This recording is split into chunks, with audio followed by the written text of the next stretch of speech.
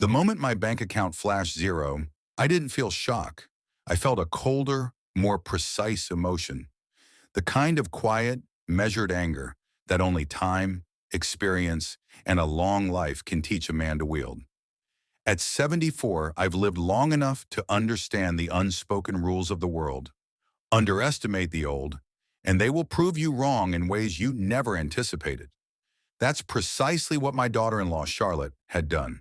She assumed that Grandpa Arthur, a man who walks with a cane and carries the weight of decades on his shoulders, was harmless, pliable, easy to deceive. She drained every pound I had, stripped the house of my possessions, and vanished with her lover, leaving only a whisper of betrayal in her wake. It began months earlier, on a bright Sunday when Daniel, my son, brought Charlotte home. She was radiant, newlywed pride in every smile, every glance, every word. I welcomed her warmly, offering her and Daniel the larger bedroom upstairs while I moved into the smaller spare room. Even then, subtle signs whispered caution.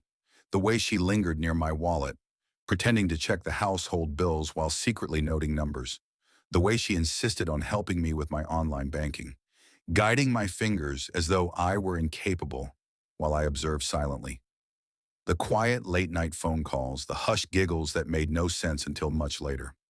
I didn't accuse her. I merely watched, a predator in the quiet, understanding the patterns before the storm struck. And then came the morning that tore everything open. A Sunday like any other, except the air felt heavier, the house quieter than usual. I walked into the sitting room and felt a subtle shift immediately. The absence. The front door stood ajar, my suitcase gone, a small jar missing, all my critical documents vanished. My pulse remained calm, steady. I picked up the old phone she'd set up for me and checked the account, expecting the worst. Every last pound gone. The transactions time-stamped between 2 and 3 in the morning, executed with cold precision. The man saved in her phone as plumber was her lover. A plumber doesn't send heart emojis at midnight. Daniel stared at me, broken. "Dad, why?" he whispered, disbelief etched across his face. But the question wasn't meant for me. The loss wasn't financial. It was the shattering of trust. The betrayal cut deeper than any sum of money could quantify.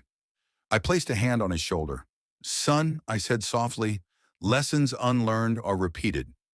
My response was not to confront, yell, or show emotion. No, I crafted a plan. Calm, methodical, precise. Step one was to contact Mr. Higgins, my old friend and the bank manager. Over tea in his office, I watched him pull up the transactions. "Arthur, did you authorize these?" he asked gently, concern flickering across his face. I leaned back, steepling my fingers. "Higgins," I said, "I may have gray hair, but my mind is sharper than ever." He nodded, understanding immediately. A few signatures later, the bank marked the transfers as suspicious. Because she had committed fraud against a senior citizen, her account was frozen within hours. Step two was even more satisfying. She had assumed that by stealing my suitcase, she had my valuables, my secrets, my leverage. She did not know that within that suitcase was a small, old-fashioned tracking device, one I had used for transporting antiques decades earlier. Still functional, still reliable. It led straight to her, a small guest house on the outskirts of town, secluded but not invisible. I did not rush there, did not scream, did not confront. Age may have slowed my step, but it sharpened my strategy. I walked calmly to the police station and filed a report. Not for the missing money, but for stolen documents and identity misuse. Crimes taken very seriously by those who understand their severity. By evening, officers were en route, guided by the tracking device I had planted, poised to act. Daniel begged me to let it go. "Dad, please. I don't want to drag this out," he said, the weight of betrayal heavy in his voice. I placed a hand on his shoulder, firm but gentle. "Son, injustice left unchecked is never forgotten, and people like her, they must be shown the cost of their choices." The arrest was swift and quietly spectacular. Charlotte and her lover were found in the guest house, him half-dressed, her screaming wildly at officers, walls, and anything that could bear her frustration. But the pinnacle of her horror came when she attempted to access my stolen money, discovering her account frozen and inaccessible. One of the officers later recounted her fury with a chuckle. She punched the ATM and shrieked, "This machine is broken." No, dear, the machine was flawless. It was the choices of a deceitful heart that had broken. 2 days later, curiosity led me to the station. Charlotte sat behind glass, mascara streaked, eyes wild with desperation. "You tricked me," she spat. I leaned forward, calm, deliberate. "No," I replied, voice steady. "I simply gave you enough rope to reveal your character."